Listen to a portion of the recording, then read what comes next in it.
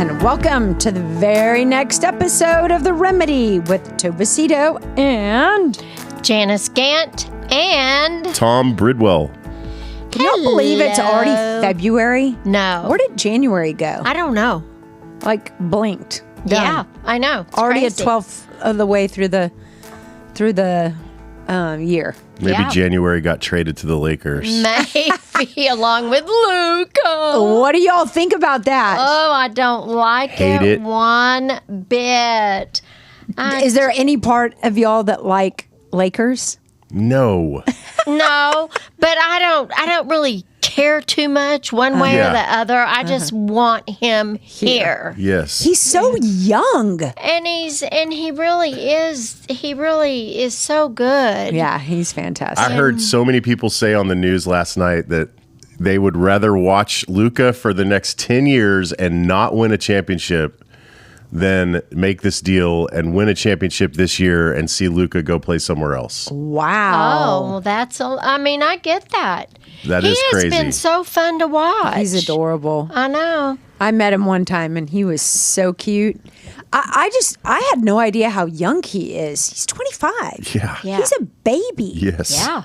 He's a big baby, but he's a baby. Yeah, he is. Okay, what were they saying on the ticket? Oh, there was a bunch of theories as to why this would have happened and the way that it happened. I mean, obviously they're concerned about his conditioning. He definitely has a little bit of a weight problem. Mm-hmm. That's why he's got the injuries, nagging all the time. His muscle. It's not because of the money. The Adelsons have plenty. Yeah. Oh, yeah. And I don't know. It's really weird. But they had the fake Luca on, which is a really fun character on the ticket. But this might have been his last time to call in. And I'm really sad about that because it's always a funny character. What did he say? He was just talking about how who's going to feed his cows. And yeah, he's like, don't make me go. Don't make me go. Where does he live here in Dallas? I don't know the answer to that. I want to say Bluffview, but I could be wrong. Dirk lived sort of Bluff. He lived on Straight Lane. Mm-hmm. I think he still does. Oh, does he? Yeah, he bought Michael Gruber's dad's house. The guy, Grubes from the ticket.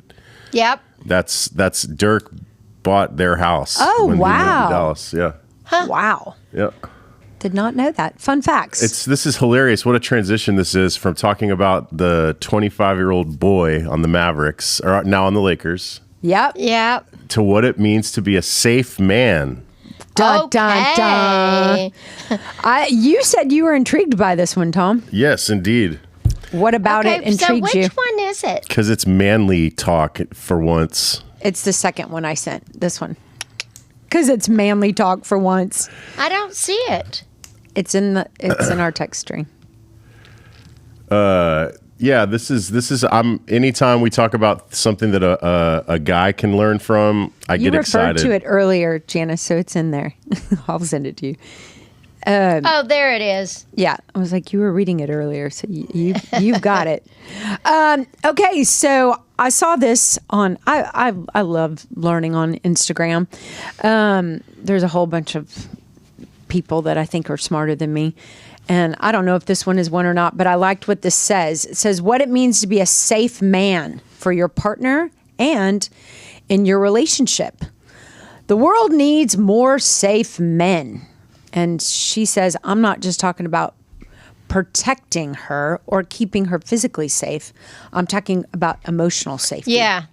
Yeah. Countless men struggle to see how much their own unresolved emotions affect their partner.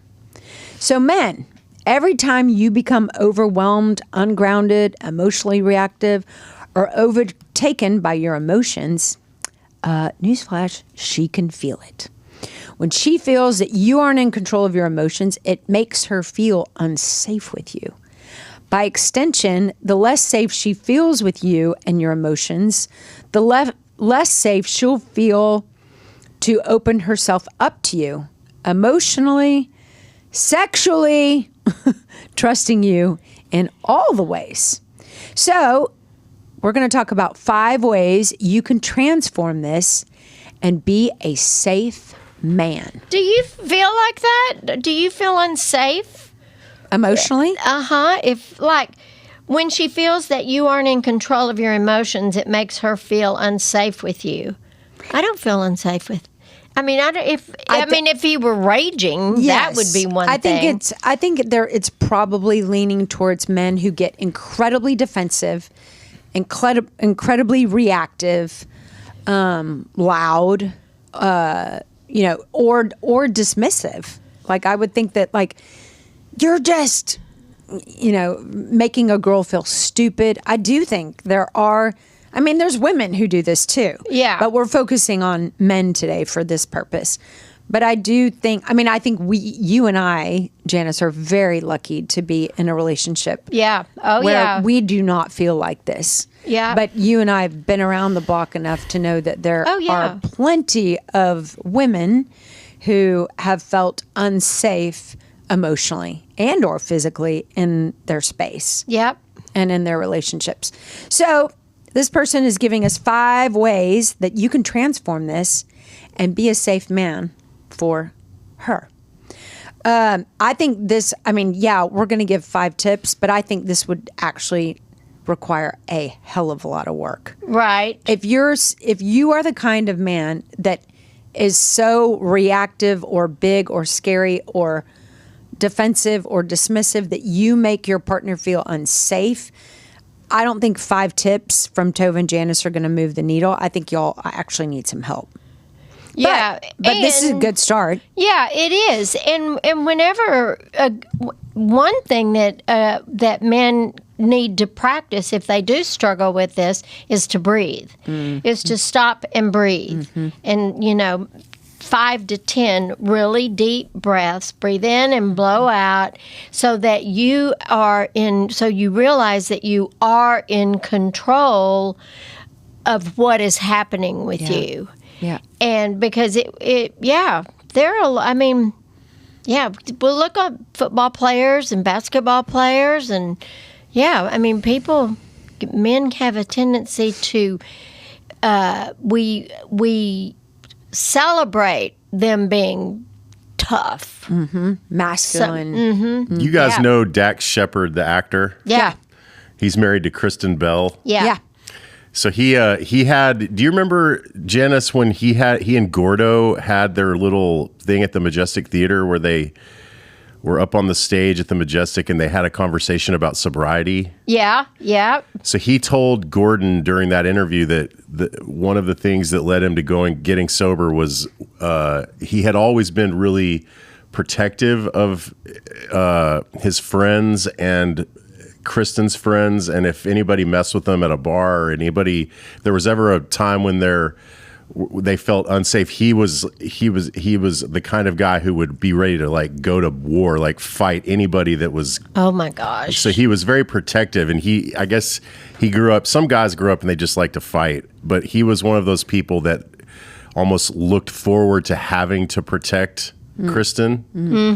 And that when he was drunk, it was like scary to her. She loved the protection when he was sober, but when he was drunk, I guess it scared her. Yeah. So he said when she told him that one time, it like really cut to his core, and something he thought that he was revered for was really something that scared her because it was exacerbated when he was drunk.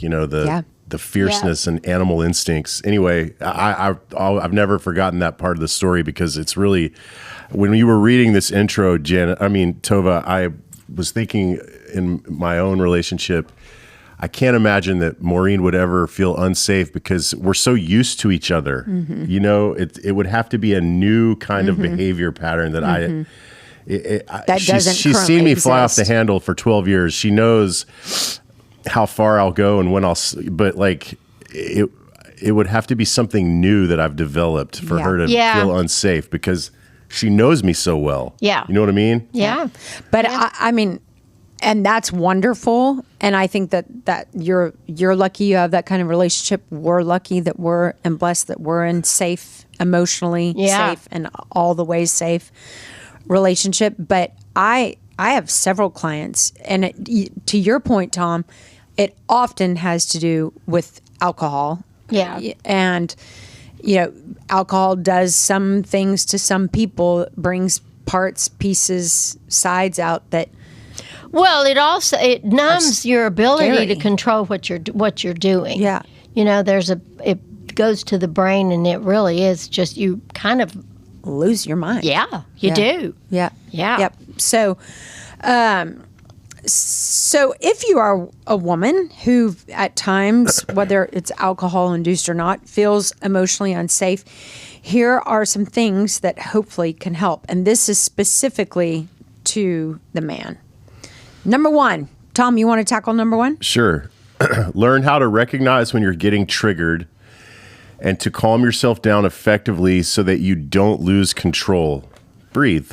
Yeah. I think Yeah. it goes And right. that is you a go. way to do it. Yeah. So when you and I, when we did that workshop years ago and talked about losing strategies and conflict, one of the losing strategies is withdraw. And I tell people all the time, withdrawal is passive aggressive, it's punishing, it's ignoring, but a timeout, I'm all about the timeouts. Yeah. If you need a timeout to catch your breath and take a break, because if you're screaming at someone or someone is screaming at you, absolutely nothing productive is going to happen in those moments. Yeah, and you need to leave the situation. Totally. Whether you go out front, you go to the back, or you go to your upstairs. room. Yeah. Yeah, you Yeah. need a timeout. Yeah. And so I 100% agree that this is a great start.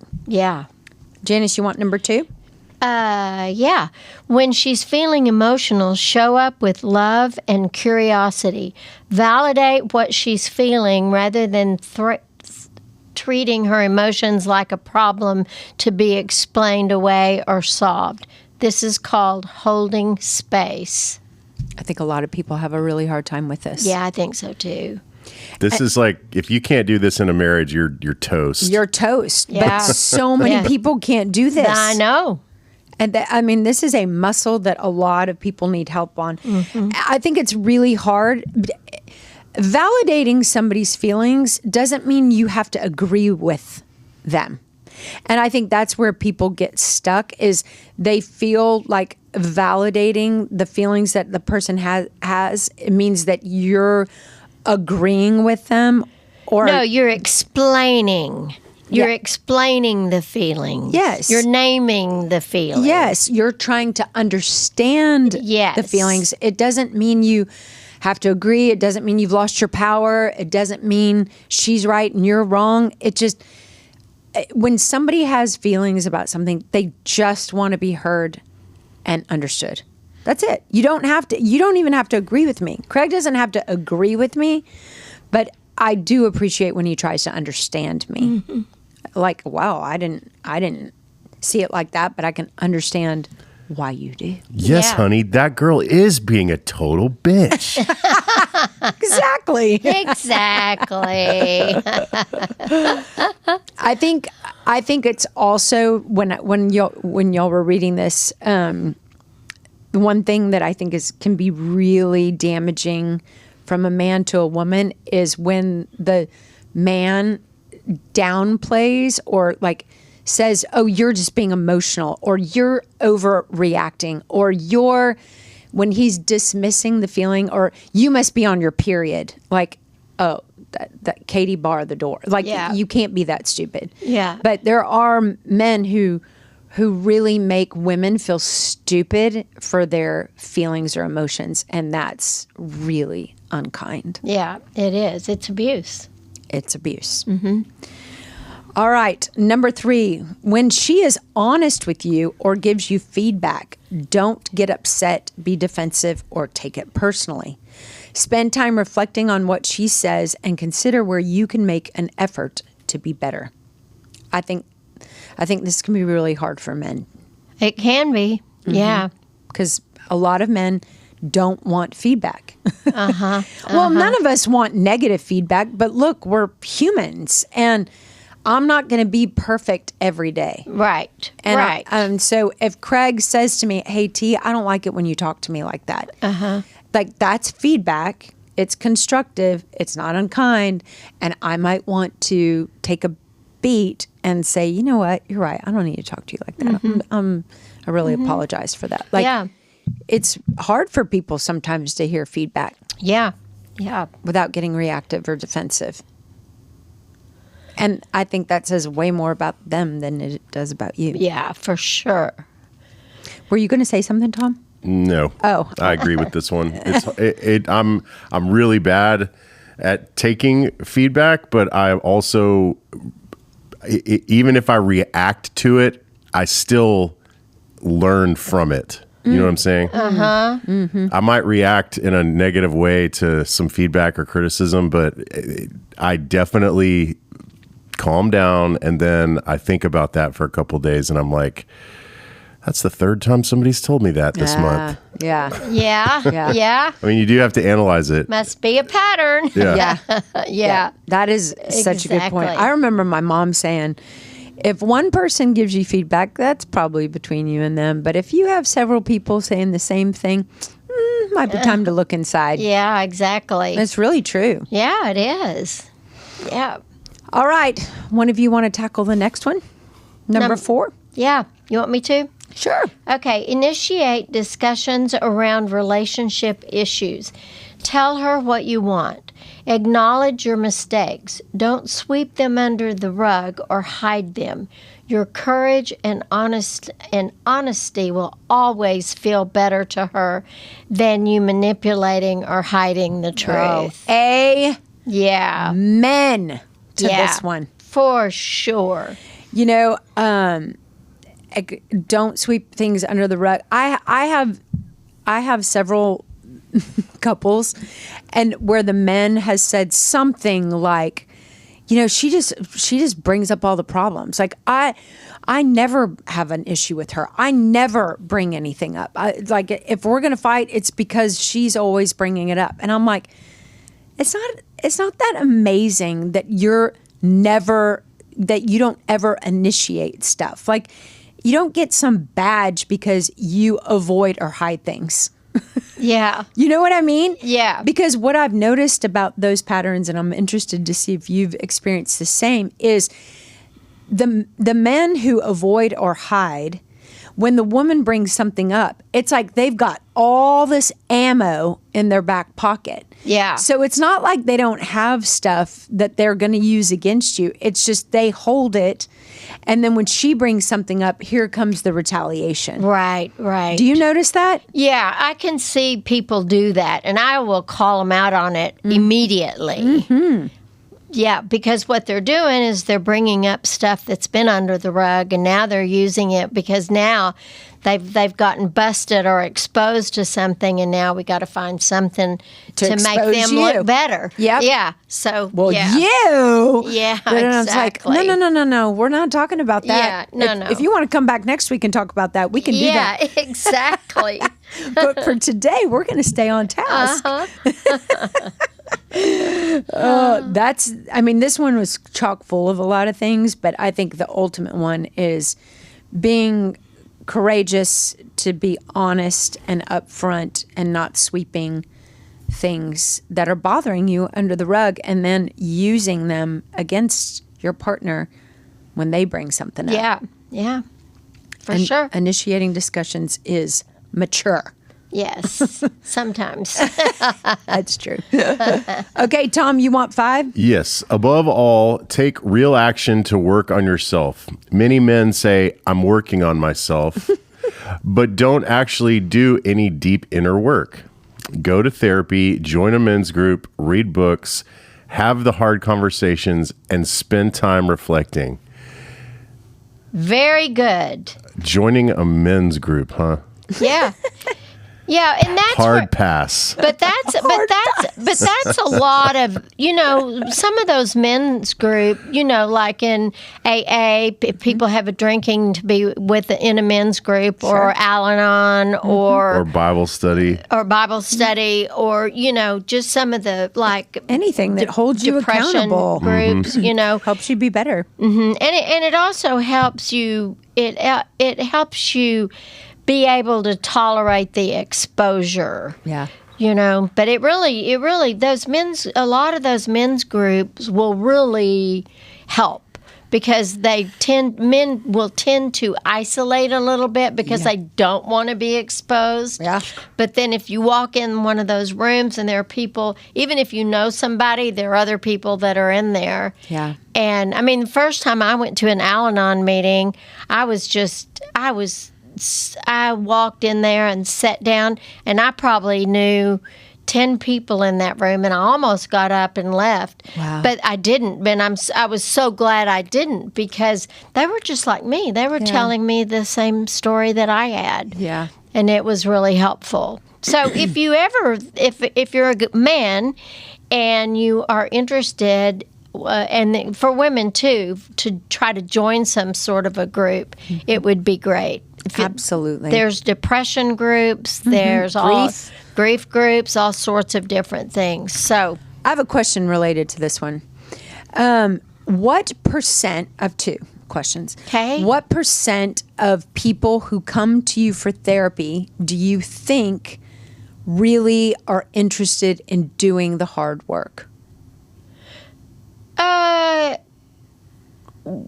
You mean like looking at their family of origin? And looking within, really, like, do you think, like, as you know, an hour a week or however often somebody, this is just such a itsy bitsy small moment of time. And it's like going to church. Going to church doesn't make you a Christian. Right. It just doesn't. Like what you do.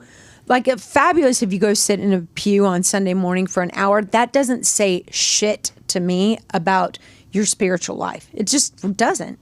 Like, who you are outside of the church, Monday, Tuesday, Wednesday, Thursday, like that will tell me about your spiritual walk. And so for me, yes, it's amazing that people go to therapy, but like, what are you? Like, I went to see you religiously for probably 2 years every week.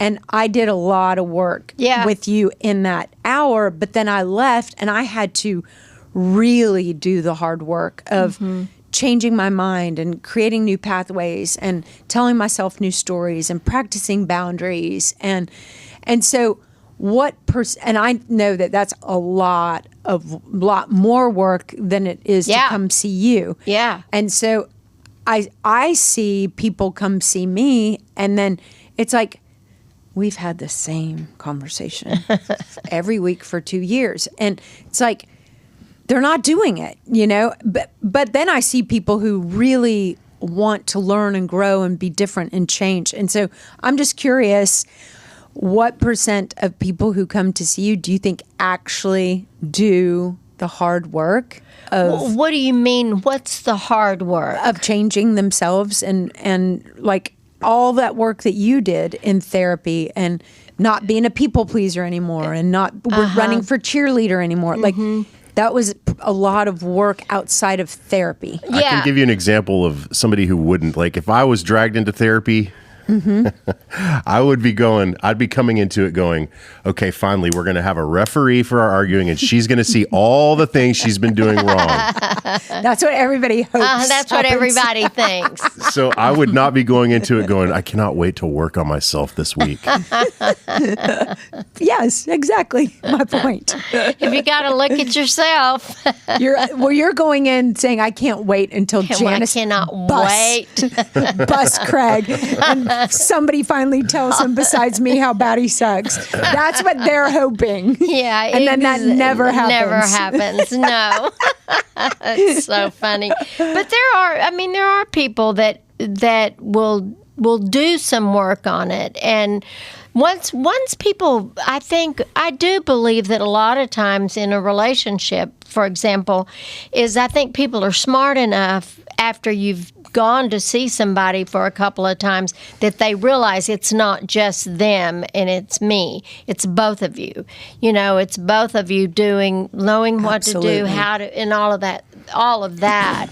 So then I think it really does make a difference. Yeah. Oh, Yeah. I know it makes a difference. It's just have to be doing it. And realizing, oh, shoot, it's part of me. Yeah. Yeah. This person ends this this 5 tips with this, and I love it. It says, the vast majority of us have work to do on ourselves. The sooner you acknowledge this and start, the more your relationships and life will improve. And that's just 100% true. 100%.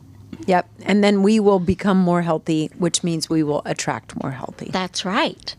Amen. Amen, sister. Well, this was great. Yeah, it was great. Yep. Loved it. And we really appreciate you guys listening. Maybe pass this along to somebody who you think could use it. Yeah. Like your husband. We hope y'all have a great week. Thanks for listening.